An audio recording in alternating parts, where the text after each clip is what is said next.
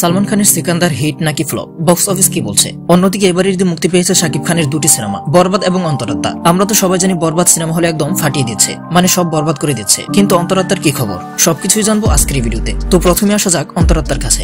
ঈদ মানেই শাকিব খান, ঈদ মানেই ট্র্যাকে ঘিরে মানুষের আনাগোনা। প্রতি বছর ঈদে নিয়ম করে মুক্তি পায় ঢাকায় সিনেমা সুপারস্টার শাকিব খানের সিনেমা। এবারের ঈদেও তার ব্যতিক্রম নয়। ঈদ উল ফিতরে মুক্তি পেয়েছে শাকিবের দুটি ছবি, মেহেদী হাসান হৃদয় পরিচালিত বরবাদ ও ওয়াজেদ আলী সুমনের পরিচালনায় অন্তরাত্মা। তবে বরবাদ ট্র্যাকে ঘিরে আগুন জ্বালালেও দর্শকদের হতাশ করেছে অন্তরাত্মা, তাই সিনেমাটি নামিয়ে ফেলা হয়েছে সিনেপ্লেক্স থেকে। শাকিব খান ও কলকাতার অভিনেত্রী দর্শনা বণিককে নিয়ে এটি নির্মাণ করেন ওয়াজেদ আলী সুমন। 2022 সালে মুক্তি পাওয়ার কথা থাকলেও আলোর মুখ দেখেনি সিনেমাটি। এরপর আর অন্তরাত্মার মুক্তির বিষয়ে কোনো আলোচনাও হয়নি বলা যায়। ঈদের আগে ছবিটি নিয়ে সেভাবে ছিল না কোনো ধরনের প্রচারণা। শাকিব খান সহ ছবির অন্য তারকাদের ছবিটি নিয়ে সেভাবে প্রচারণা করতে দেখা যায়নি। তারপরও সিঙ্গেল স্ক্রিন ও মাল্টিপ্লেক্স মিলিয়ে 21টি ট্র্যাকে ঘিরে মুক্তি পায় ছবিটি। তবে ঈদের তৃতীয় দিনেই স্টার সিনেপ্লেক্সে ছবিটির কোনো প্রদর্শনী নেই। আজ সকালে জানা গেল মুক্তির দ্বিতীয় দিনে সিনেপ্লেক্স থেকে নামিয়ে ফেলা হয়েছে শাকিব খানের অন্তরাত্মা। দেশের সবচেয়ে বড় মাল্টিপ্লেক্স 10 স্টার সিনেপ্লেক্সের দুটি শাখায় মুক্তি পেয়েছিল অন্তরাত্মা। এপ্রিলের 3 তারিখ পর্যন্ত প্রকাশিত সূচিতে বসুন্ধরা সিটি ও সোনি স্কয়ারে দুটি করে প্রদর্শনী পায় সিনেমাটি। তবে দর্শকদের সাড়া না পাওয়ায় নির্ধারিত দিনের একদিন আগেই নামিয়ে দেওয়া হয়েছে সিনেমাটি।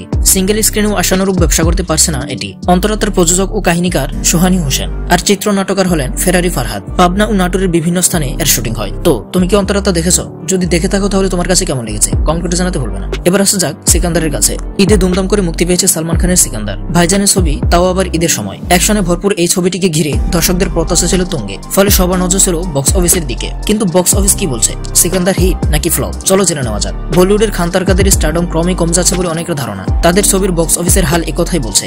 এর আগে আমির খানের দুটি ছবি থাগস অফ হিন্দুস্তান এবং লাল সিং চাড্ডা, দুটোই বক্স অফিসে চূড়ান্ত ব্যর্থ। সালমান খানেরও একের পর এক ছবি বক্স অফিসে মুখ থুবড়ে পড়ছে। সিকান্দার ছবির হালও বেশ খারাপ।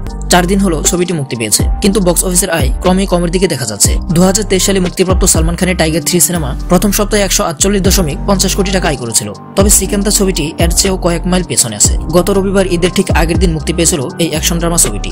এতে সালমানের সঙ্গে জুটি বেঁধেছেন রাশমিকা মান্দানা। ছবিতে খলনায়কের ভূমিকায় আছেন দক্ষিণের জনপ্রিয় অভিনেতা সত্যরাজ, মানে আমাদের কাটাপ্পা মামা। সিকান্দারে অ্যাকশন, ড্রামা, ইমোশন, রোমান্স সবকিছুই থরে থরে সাজানো আছে। তার সত্ত্বেও ছবিটি মুক্তির দ্বিতীয় দিন থেকেই শো বাতিল করা হচ্ছে।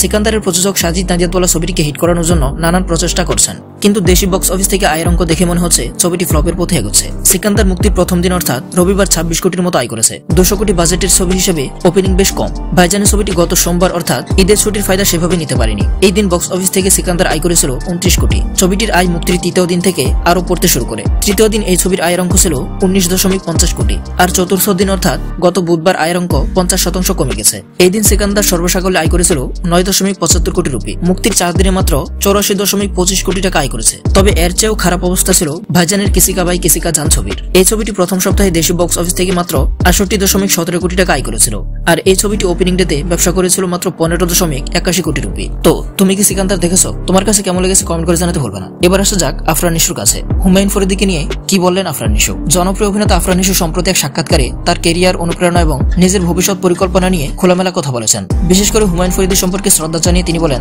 আমি তাকে অ্যাডমায়ার করি, তাকে অনেক শ্রদ্ধা করি ও সম্মান জানাই। আমার কাছে মনে হয় তিনি সর্বমাধ্যমে পারফেক্টলি নিজেকে এঙ্গেজ করেছেন। তবে নিশো স্পষ্ট করে বলেন, তার এবং ফরিদি সাহেবের তুলনা করার কোনো সুযোগ নেই। তিনি বলেন, প্রত্যেক অভিনেতার আলাদা সময় ও অভিজ্ঞতা থাকে। হুমায়ুন ফরিদি আমার কাছে একজন কিংবদন্তি এবং পারফরমেন্সের জায়গা থেকে আমি তাকে আমার গুরু মানি, কিন্তু আমি তার তুলনায় নিজেকে ভাবি না। নিজের পরিচয় এবং ক্যারিয়ার নিয়ে আফরান নিশো বলেন, আমার মনে হয় আমি একজন ফরিদি হওয়ার যোগ্য নয়। প্রত্যেকের আলাদা পরিচয় থাকা উচিত। অনেক সময় ছেলের পরিচয় বাবা দিয়ে হয়, আবার বাবার পরিচয়ও ছেলে ছড়িয়ে দিতে পারে, কিন্তু আমার লক্ষ্য একজন আফরান নিশো হয়ে ওঠা এবং ভবিষ্যতে ভালো কাজ করা। তো বন্ধুরা, এই ছিল আমাদের আজকের কিছু গরম খবর। তোমার কাছে কোনটি সবচেয়ে বেশি গরম মনে হয়েছে কমেন্ট করে জানাতে ভুলবে না।